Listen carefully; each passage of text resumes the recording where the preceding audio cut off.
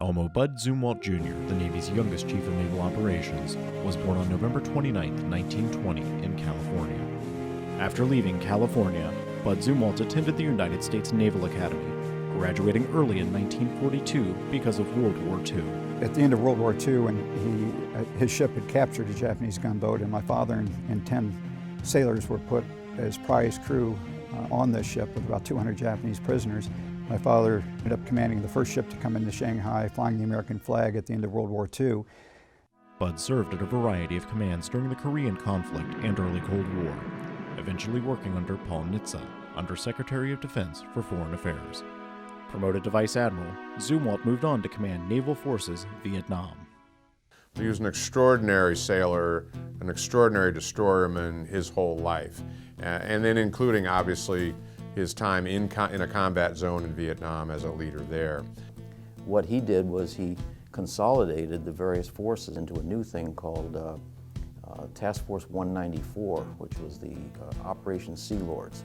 To protect the riverine forces from being fired on from the shore, Admiral Zumwalt ordered the use of a defoliant called Agent Orange that wiped out the trees and so forth along the banks and made it much harder for the enemy to have places of concealment.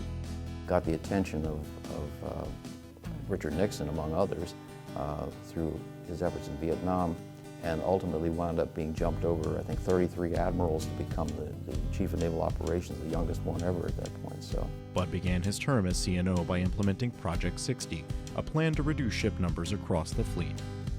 Out of Project 60 emerged the concept of the high-low mix, and a plan to quickly eliminate obsolete ships to counter the modernizing Soviet fleet.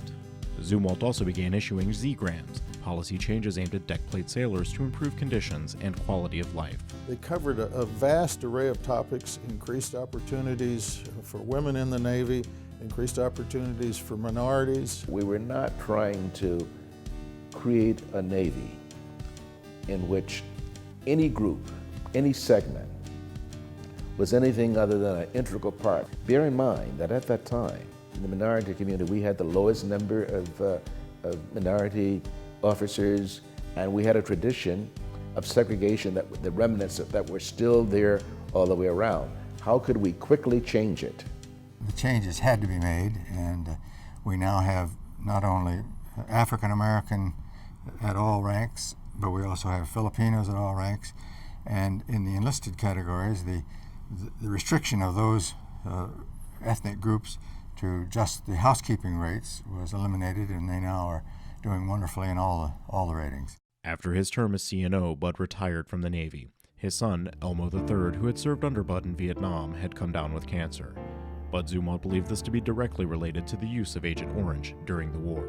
The tragedy of Agent Orange led Bud Zumwalt to work tirelessly to get veterans' benefits and compensation for those ill from its use in Vietnam. He also became a founder of the National Bone Marrow Directory.